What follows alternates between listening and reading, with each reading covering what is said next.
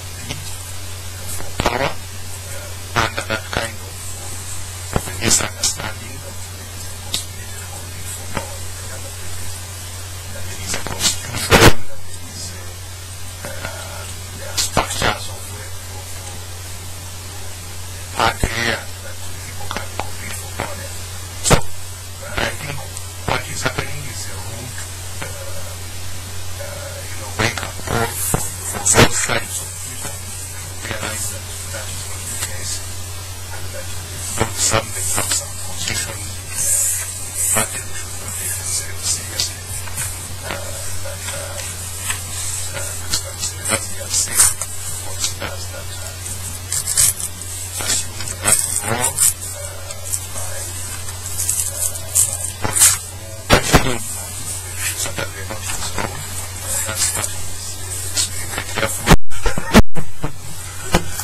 But he considers that he has divine, some kind of, right, divine right to him, and that nobody should challenge him. And if attempts, indeed, he will do anything and everything, whether it's legal, whether it's illegal, he will do anything and everything to make sure that isolated and crushed. Remember those two words which were applied to me in 2000, which can isolate you and crush you. That was those have been later words, but the original words in 1999, 2000 was yesterday will be isolated and crushed. And that is what is now going to happen. The attempt of I've never been crushed, as you realize. I'm still very much alive and well, and I don't think that they have managed to isolate me, and this problem continues. But the attempt, no doubt, has been on to isolate me and crush me. That is the attempt that will now be focused with all the full force of Mr. Mbabazi or any other person who is similarly suspected. Don't forget that it's not just Mr. Mbabazi who has fallen in that kind of category within the NRM. Don't forget that anybody who has mentioned, whether in passing, whether jokingly, that he has those intentions, has had to pass through their uncomfortable circumstances. Mr. Mukura, was the president of where he was. He was in New Zealand, where he was. Don't forget what happened to Babu, who also accompanied the outdoors children, also was in prison and hounded and so on, or put a bomb, and so on. Anybody else who is really suspect. Kenya, where he is, he started also trying to arrest and take himself seriously. So this is the situation where we are faced with as a country, that the country is really incontributed.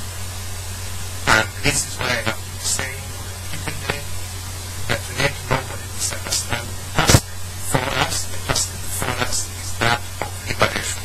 In much the same sense like what advised the formation and the struggle of NRM. Because the formation and the struggle of NRM was precisely to try and work towards a transition to a democratic dispensation. Transition from personal rule, transition from monopoly power at the center and in a few hands, popular legitimacy, popular power, control of power.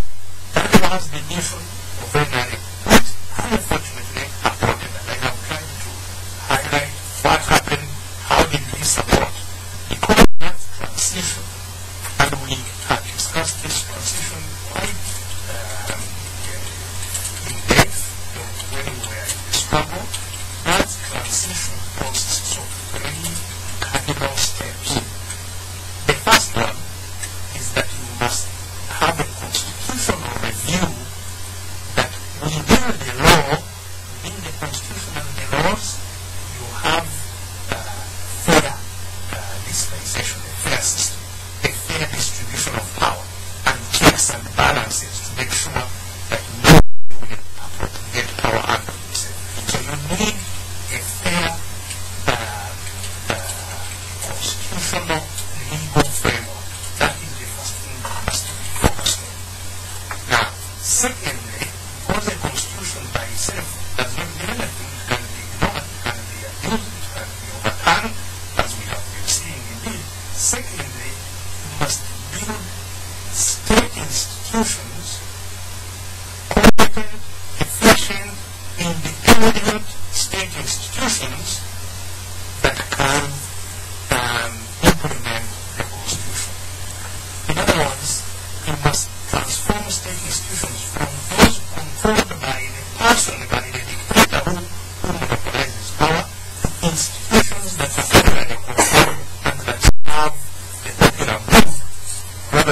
serving the dictator.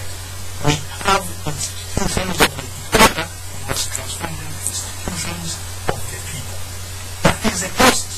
The problem then, once we finish the institutions, and institutions I mean both state institutions and the non-state institutions also must be attended to. Non-state institutions here I mean some political parties must be then democratic, that they can then become the managers of the political power.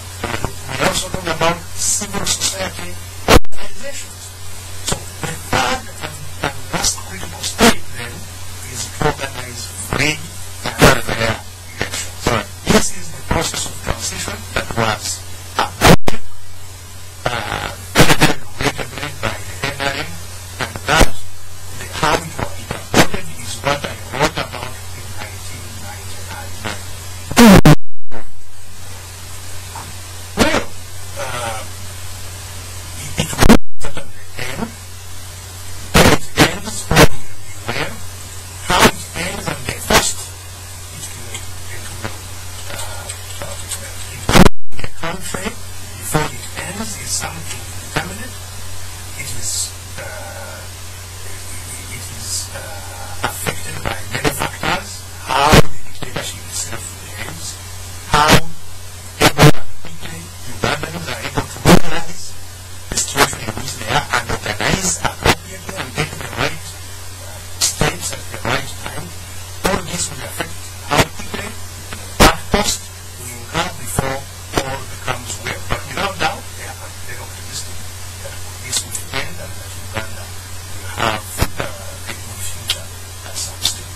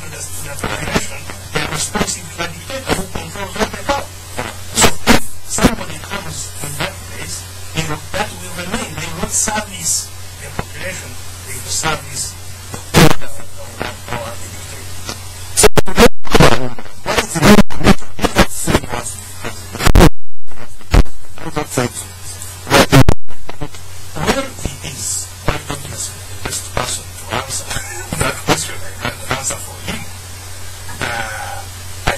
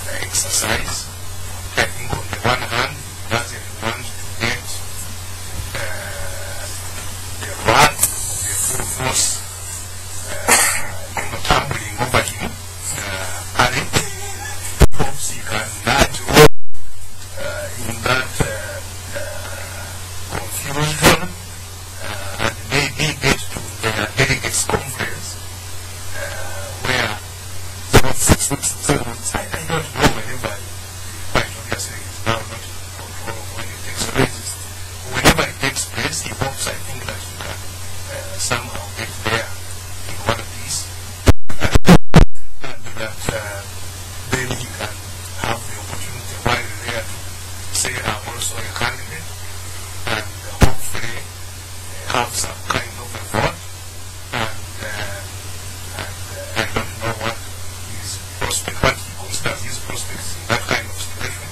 But as I have said, I think he is not responding to the problem as I see it. Because the problem is not just how to get Mr. Museveni out. The problem is very structural. The problem is deeper. And it will not be solved within the one party, the one man rule of NRM. It will not happen. And so the leader appreciates this, and people he possibly works with, associates with, the leader, they appreciate this. And themselves to advance the national struggle that goes for the country. Otherwise, if they are just if their intention is only to limit their activities to maneuvers of how to replace Museveni, then they are missing their point and they become part of the problem. NRM, as I told you, is not really an organization. You cannot talk about the spirit. NRM is people who are looking for food around where the power is. That's what constitutes. Absolutely. Because you see, this person who monopolizes power monopolizes the resources of the country and how they are distributed. And so, if everybody is hankering around to find a way of getting something, whether plans or whatever, that is, if that dried up, there will be absolutely no absolutely. So it's not like there is some kind of an ideological platform that is keeping them together, that they want to take the country in some direction. That doesn't happen. So, talking about the split, those who fall out of favor of this teaching machine, who come is a fallout. To be fair, to those who are few who are still there, who were ideological, I know that there are some few who are still there, who are ideological, who have been holding on to the hope that somehow they can revive the original idea of NRM that was. Not those who, if they wake up and they, from time to time, come to that realization that has been happening, that's where it came from. And woke up the reality that this is something that has been completely diverted, and I say, no, I cannot follow you in that path. Then, others, sometime later, you remember the platform who were in paradise and so on, realized and said, no, this is something wrong. They parted ways. Others have parted ways because of the abolition of the tablets and so on. People have been finding their moments of saying, no, this is definitely becoming a disaster. Those who are purely looking at those will not follow quite obviously until they have been, pushed off and they try to seek to be recognized and taken back. That's when they can come to the position, seek to be saying, why are you going to come back when we find you and look where you can eat from?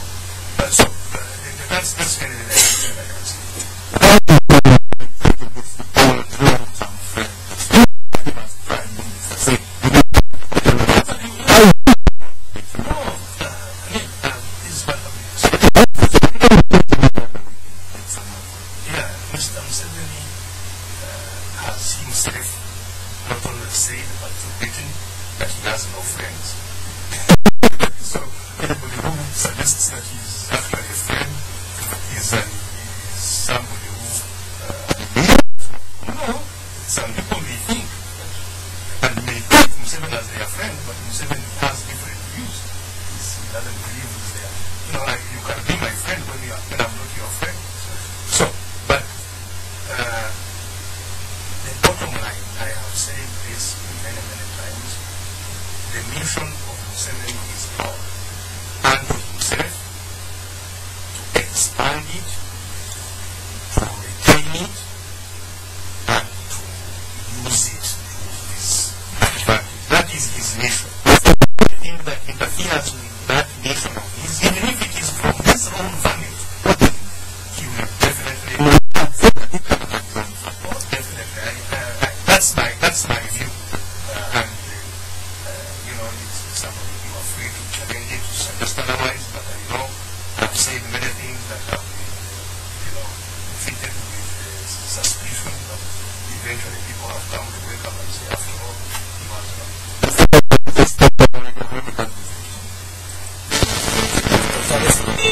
Somebody here who does not want to mention their name. Our first economy starts from just 300 Your message is also more confusing.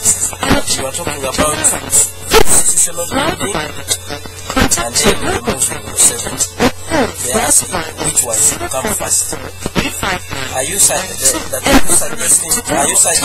It must be removed. You cannot review the constitution.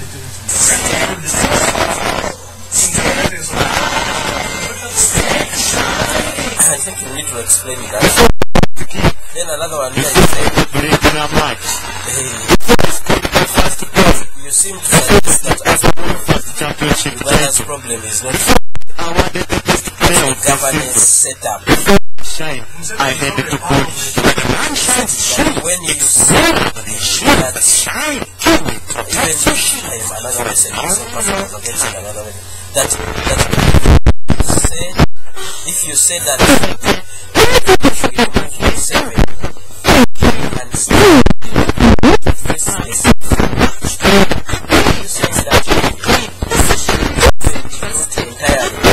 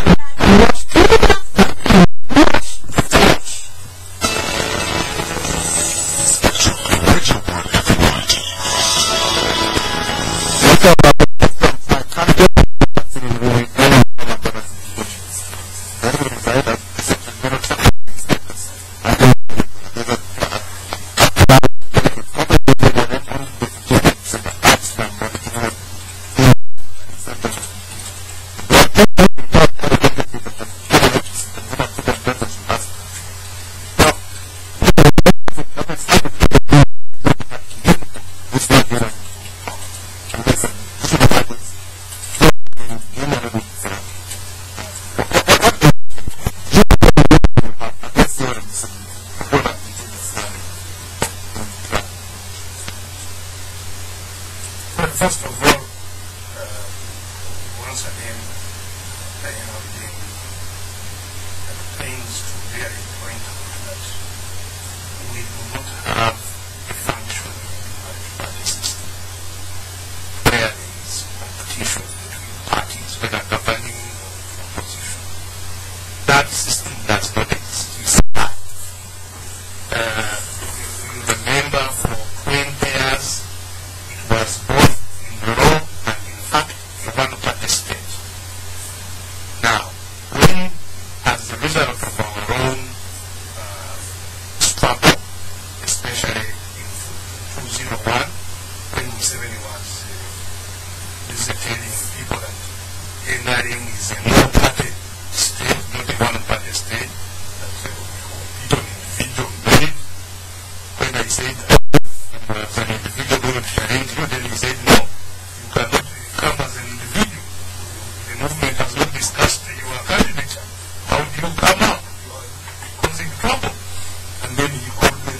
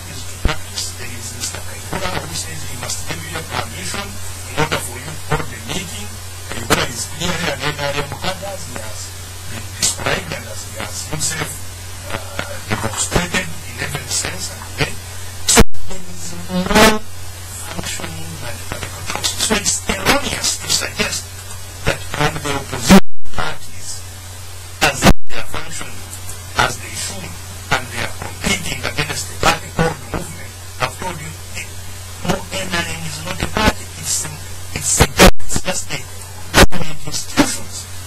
It's the state. NIM is the state. It's not a political organization. So it's like saying, can we approve the police, the departments of the central bank, and so all that is what was put together today in practice, in effect.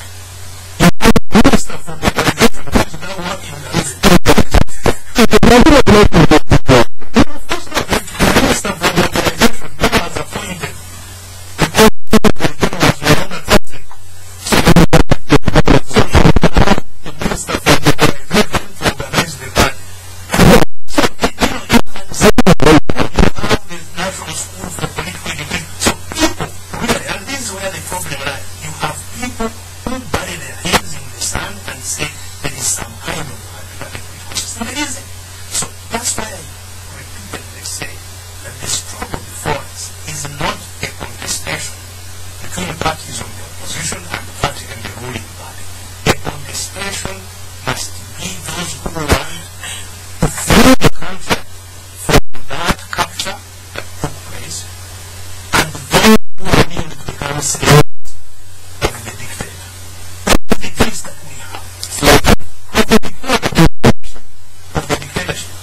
Those are the choices we have, and you can approach them, you can dress them in all kinds of ways, but that is the reality of the matter. And so our hope is that those within NIM who are is through that situation and want the liberation, we should eat together with those who are in the opposition parties as they are now described, those who have no parties, and we do the job of restructuring the state. Now, some people, I think are not clear when I say that the three things that must be done is to restructure the constitution and the law framework, rebuild the state institutions, and then conduct fair elections. Some people don't appreciate where the dictatorship is within that frame of things. The dictatorship is the first thing to do. We must break the dictatorship before we conduct a transition. We cannot conduct a transition to the dictatorship. We must first make sure the dictatorship is broken. And our struggle is to break the dictatorship so that then we can have a political transition, which was the half a billion people in war in order to have that transition that was then, hijacked and abused. But the support from government across to the opposition, that's my turn.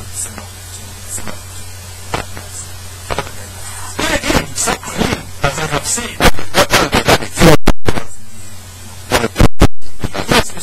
you see what I have said is that if he wants to force and form a political party, and he believes that there was a multi-party system and he wants to create a party or join a party and function as a functionary within the dictatorship, he would have lost it. But if he realized, and this is again and again my appeal, that people to realize that there cannot be contestation, fair contestation under the current environment. Then he's joining what you call the opposition, which is what I would call liberation forces. He's joining the liberation forces would be in that direction of working together to make sure that the dictatorship falls and that the transition takes place. That should be his objective. How to do it? I must repeat, the struggle here is not about leadership, that the immediate challenge of the opposition is to find one candidate and run against that candidate in an election organized by the dictator. Not take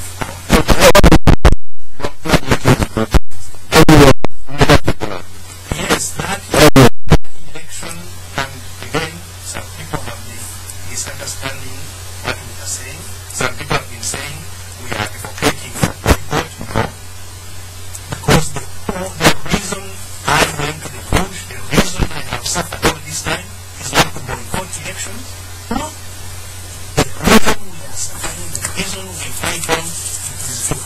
elections, but free and fair elections. The elections organized under the current framework, the minister is the one that is being compiled by Aronda, who was the minister for the next election, and you have the King outfit, and you have the open gates of the Bank of Uganda to loan the money, and you have this is not the election we are talking about. So our struggle now is not focused on 2016 election as organized. Previously, we want a new system of managing elections. But the system of managing elections will not come under the dictatorship. And so, our struggle now must be to force the dictatorship to accept a transition. And that force will come through citizens, first of all, realizing that that is hastily done. But that is the change in their hands. We realize the soul, and we are unfolding the bush. That the time is liberation. What I have been saying is that the liberation we want now, the difference is that we have realized using guns will not give us the kind of liberation we need. So what is it? So we want to use the people themselves, not led by guns, but organize all of us to say enough is enough. We don't want you and your guns and so on to rain havoc on us anymore. That means that we must organize to disobey the dictatorship. That's again the misconception in this country. Everybody thinks that civil disobedience means you must have guns. Civil disobedience actually means that you simply don't recognize the authority of the dictator. For example, if tomorrow everybody is saying we shall not come to work, who will begin us? Yes, just like you saw the traders in Kampala say you have imposed all these unfair things, we are not going to open our shops. They couldn't care less anybody. They disobeyed what the regime was ordering them to do. They said we shall not do. And the regime immediately, that's where the power ends. Once you say we don't accept that, that is the end of the power of any dictator anywhere in the world. Once you say, sorry, we will not accept that. Because the power of the dictator is held on 3 accounts. One, it is forcing you to accept to do what they want. It is you in your own will, in your own confusion, in your own lack of understanding, competing with the dictator. You know? And so if citizens realize, and this is what I spend all my energy now trying to do. That's what I hope a few minutes I spend here would help anybody who is listening to appreciate that it is you and me to change this situation. Not just people sitting there and say, fight for us, please. We support you. We pray for you. Go ahead. Everybody has a role. And the role is not, we are not saying it should be a violent role. But violent, you see, all violence starts with injustice. Injustice is what breeds violence. Today, we have a state of comprehensive injustice. Injustice in every sphere. In every sphere, we have political injustice, the one we have just been describing. Somebody says, I am popular, but I don't allow anybody to compete against me. It's very good to be popular.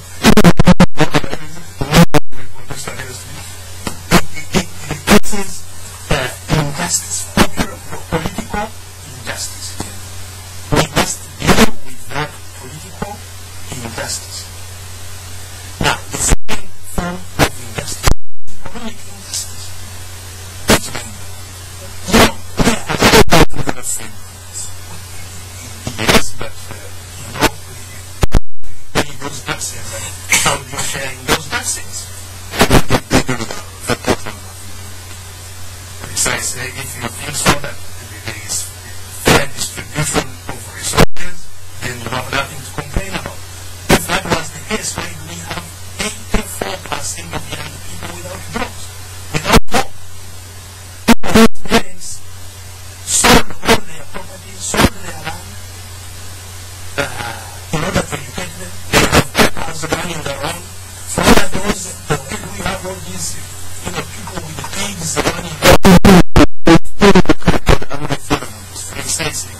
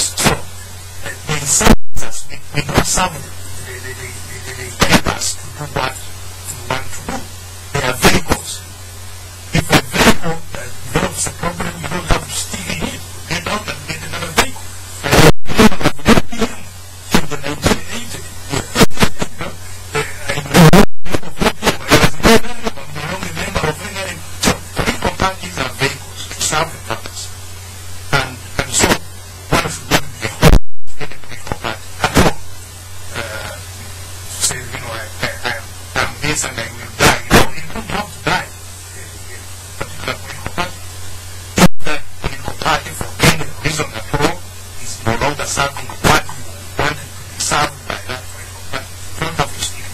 But for now, I can tell you that FDC, amongst the political parties that know that are there, is holding the candle. Well, that is not fair. It is also the leader of the opposition, so it's the parliament. And in votes, nobody has had more votes than FDC has had. Nobody has had. Only the Madam has stolen more. And it's still a platform. FDC is a good platform. But the point I'm making is that the structure within which that party functions is a faulty structure. It cannot function as a political party within a dictatorship. It won't be allowed. It cannot be allowed to fundraise as it should. People are terrorized. Nobody is willing to contribute money to FDC. You know, there is this management deal, whatever political order, management, whatever, which does not allow you to freely hold meetings and so on. So any political party at all, however good, cannot function as it should under the current circumstances. Scenario can we see that they have to put forward things? How will they put forward? Well, as I have been saying, there are two dynamics here in the country now. There is a dynamic of those who say we must solve the problem of the political transition. We must have a new system of managing elections, which comes after what I have just said, which comes after constitutional review, which comes after institutional rebuilding. The dictatorship cannot allow free and fair elections. So there is one school of thought to which I firmly belong, which is on the struggle of liberation. There are others who think that they can continue somehow to adapt themselves to the dictatorship and see somehow God will help, maybe somehow the dictatorship will end, those who are not willing to confront the dictatorship, and then right now, who are saying that this should continue the way things have been, if whatever they say, let's do, the money is going on.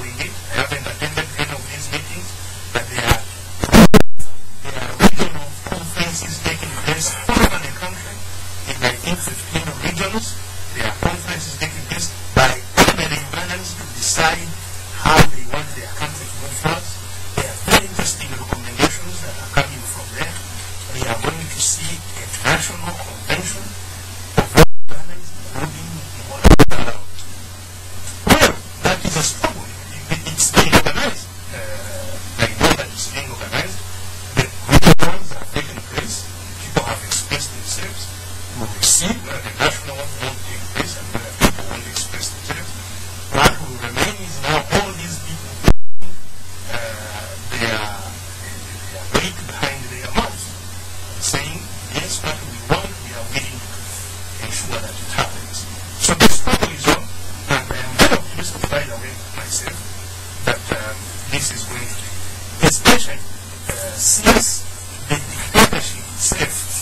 is in the rapid degeneration, as expected. Every dictatorship reaches a stage and goes into degeneration. That is where the NRM is now.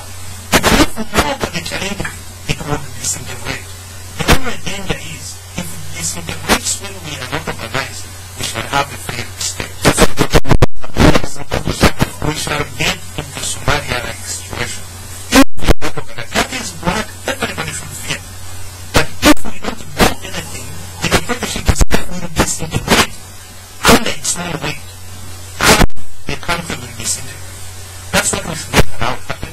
That's why I use it. That's why we must work over time. Make sure that we have focused on what things to do, come together, resources for the transition to happen.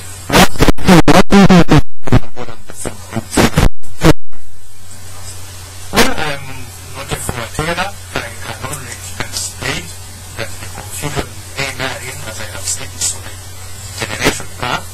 It is not about to stop any time until the complete disintegration of that conflict. What will not happen, not stop. So it will be some kind of a chaos of confusion of one or another that is continuous. It's not just bound by that period of 15 years.